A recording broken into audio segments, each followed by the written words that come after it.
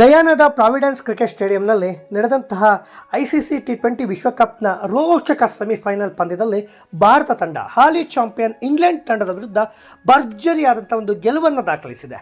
68 ರನ್ಗಳ ಗೆಲುವಿನೊಂದಿಗೆ team India ಫೈನಲ್ಗೆ entry ಕೊಟ್ಟಿದೆ. ಈ ಮೂಲಕ 2022ರ ಟಿ20 ವಿಶ್ವಕಪ್ ಸೆಮಿಫೈನಲ್ನ ಹೀನಾಯ ಸೋಲಿಗೆ ರೋಹಿತ್ ಶರ್ಮಾ ಪಡೆ ಸೇಡು ತೀರಿಸಿಕೊಂಡಿದೆ.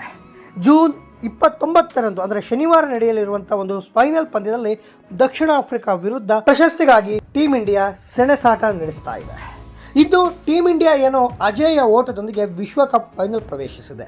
ಓಡಿಐ ವರ್ಲ್ಡ್ ಕಪ್ನಲ್ಲೂ ಕೂಡ ಫೈನಲ್ಗೆ ಎಂಟ್ರಿ ಕೊಟ್ಟಿತ್ತು. ಟಿ20 ವರ್ಲ್ಡ್ ಕಪ್ಪನ್ನು ಗೆದ್ದು ಭಾರತ ತಂಡದ ಕೋಚ್ ರಾಹುಲ್ ದ್ರಾವಿಡ್ ಅವರಿಗೆ ಈ ಗೆಲುವನ್ನು ಅರ್ಪಿಸಲು ಇಡೀ ತಂಡ ಹಾತೊರೆಯುತ್ತಾ ಇದೆ. ಟೀಮ್ ಇಂಡಿಯಾಕ್ಕೆ ಗೆಲ್ಲೋ ಎಲ್ಲ ಅವಕಾಶಗಳು ಕೂಡ ಇದೆ. ಆದರೆ ವಿರಾಟ್ ಕೊಹ್ಲಿ ಫಾರ್ಮ್ನದ್ದೇ ದೊಡ್ಡ ತಲೆನೋವಾಗಿ ಪರಿಣಮಿಸಿದೆ.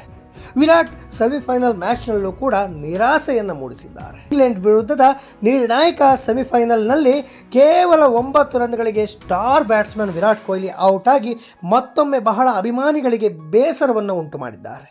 ಇದೇ ವೇಳೆ ಭಾರತ ತಂಡದ ಮುಖ್ಯ ಕೋಚ್ ರಾಹುಲ್ ದ್ರಾವಿಡ್ ಅವರು ಡ್ರೆಸ್ಸಿಂಗ್ ರೂಮ್ನಲ್ಲಿ ಸಪ್ಪೆ ಮೊರೆ ಹಾಕಿ ಕುಳಿತಿದ್ದಂಥ ವಿರಾಟ್ ಕೊಹ್ಲಿ ಅವರನ್ನು ಸಮಾಧಾನಪಡಿಸಿದ್ದಾರೆ. ಈ ಚಿತ್ರ ಎಲ್ಲ ಕಡೆ ಸೋಷಿಯಲ್ ಮೀಡಿಯಾದಲ್ಲಿ ಸಿಕ್ಕಾಪಟ್ಟೆ ವೈರಲ್ ಆಗ್ತಾ ಇದೆ.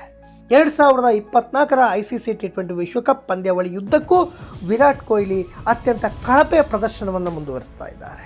ಈ ಟೂರ್ನಿಯಲ್ಲಿ ಯಾವುದೇ ಒಂದೇ ಒಂದು ಅರ್ಧ ಶತಕ ಕೂಡ ವಿರಾಟ್ ಕೊಹ್ಲಿ ಅವರ ಬ್ಯಾಟ್ನಿಂದ ಬಂದಿಲ್ಲ. ಇದು ಸಹಜವಾಗಿ ಒಂದು ಚಿಂತೆಗೂ ಕೂಡ ಕಾರಣವಾಗಿದೆ. ಸಾಮಾನ್ಯವಾಗಿ 3ನೇ ಕ್ರಮಾಂಕದಲ್ಲಿ ಬ್ಯಾಟಿಂಗಿಗೆ ಇಳಿಯುತ್ತಿದ್ದಂತಹ ಸ್ಟಾರ್ ಬ್ಯಾಟರ್ ಈ ವಿಶ್ವಕಪ್ನಲ್ಲಿ ರೋಹಿತ್ ಶರ್ಮಾ ಅವರ ಜೊತೆ ಇನ್ನಿಂಗ್ಸ್ ಆರಂಭಿಸ್ತಾ ಇದ್ದಾರೆ.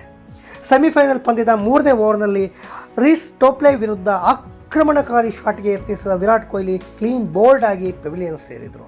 ವಿರಾಟ್ ಕೊಹ್ಲಿ ಔಟ್ ಆಗುವಾಗ ಟೀಮ್ ಇಂಡಿಯಾದ ಮೊತ್ತ ಕೇವಲ 19 ರನ್ ಮಾತ್ರ. ಇಷ್ಟು ದಿನ ಆಡದೇ ಇರುವಂಥ ವಿರಾಟ್ ಕೊಹ್ಲಿ ನಾಡಿದ್ದು ನಡೆಯುವಂಥ ಒಂದು ಫೈನಲ್ ಪಂದ್ಯದಲ್ಲಿ ಅಬ್ಬರಿಸಲಿ ಅಂತ ಹೇಳಿ ಇಡೀ ಭಾರತೀಯ ಕ್ರಿಕೆಟ್ ಅಭಿಮಾನಿಗಳು ಆಶಿಸ್ತಾ ಇದ್ದಾರೆ.